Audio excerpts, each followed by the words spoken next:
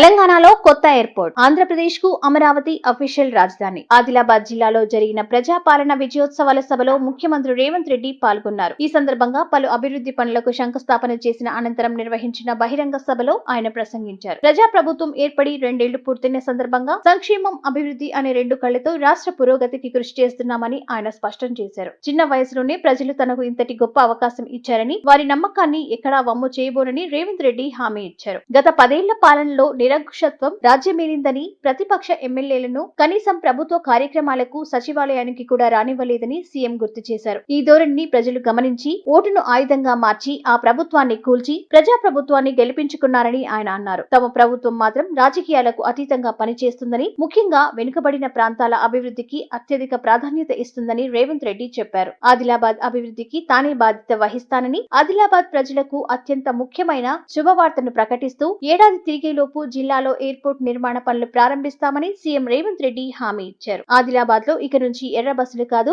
Air బస్సును తీసుకొస్తానని ఆయన ప్రజలకు మాటిచ్చారు. గత ప్రభుత్వంపై ముఖ్యమంత్రి రేవంత్ రెడ్డి తీవ్ర స్థాయిలో విమర్శలు గుప్పించారు. గత ప్రభుత్వం ప్రజాధనాన్ని లూటీ చేసిందని, కాళేశ్వరం పేరుతో ప్రాజెక్టును నిర్మిస్తే అది కూలీశ్వరం అయ్యిందని ఎద్దేవా చేశారు. ఆ ప్రాజెక్టు కేవలం కొందరి ఇళ్లలో మాత్రం కాసులు గరిపించిందని ఆరోపించారు. కేవలం కమిషన్లు దండుకోవడం కోసమే ఆ ప్రాజెక్టు నిర్మించి వేల కోట్లు దోచుకున్నారని, సోనియా గాంధీ ఏ ఉద్దేశంతో తెలంగాణ రాష్ట్రాన్ని ఇచ్చారో దానికి భిన్నంగా గత 10 ఏళ్ల పాలన సాగిందని మండిపడ్డారు. రాష్ట్ర అభివృద్ధి కోసం తెలంగాణ రైజింగ్ 2047 డాక్యుమెంటరీని రూపొందించినట్లు సీఎం తెలిపారు. దీని ద్వారా రాష్ట్రంలో పెట్టుబడులు సాధించే లక్ష్యంతో ఈ నెల 8, 9 తేదీల్లో గ్లోబల్ సమ్మిట్ ను నిర్వహిస్తున్నామని వివరించారు. భవిష్యత్తులో మళ్లీ ఆదిలాబాద్ కు వచ్చి ఒక రోజంతా ఇక్కడే ఉండి సమీక్షలు నిర్వహించి అక్కడికక్కడే సమస్యలను పరిష్కరించి పోతానని సీఎం రేవంత్ రెడ్డి హామీ ఇచ్చారు. ఇక ఏపీ విషయానికొస్తే విభజన తర్వాత అమరావతిని ఆంధ్రప్రదేశ్ రాజధానిగా ప్రకటించారు. అయితే ఇంతవరకు చట్టబద్ధత రాలేదు. ఇప్పుడు కూటమి ప్రభుత్వం చొరవతో అమరావతికి అధికారిక గుర్తింపు తెచ్చే ప్రక్రియ వేగవంతమైంది. అందుకోసం ఏపీ పునర్వ్యవస్థీకరణ చట్టాన్ని సవరించాల్సి ఉంది. ఇప్పటికే సవరణ బిల్లుకు కేంద్ర న్యాయశాఖ ఆమోదం తెలిపింది. ప్రభుత్వం, కేంద్ర మంత్రివర్గం ఆమోదం కోసం సిద్ధంగా ఉంది. ఆ తర్వాత పార్లమెంట్ ఆమోదిస్తే అమరావతికి అధికారిక రాజధానిగా చట్టబద్ధత వస్తుంది. ఈ విషయమై ఏపీ సీఎం చంద్రబాబు ప్రధాని నరేంద్ర మోదీతో పలుమార్లు చర్చించారు. దీంతో అమరావతి చట్టబద్ధత ప్రక్రియలో వేగం పుంజుకుంది. కాగా ఏపీలో ప్రభుత్వం మారితే రాజధాని అమరావతి ఉంటుందా లేదా అన్న అనుమానం అమరావతి రైతులను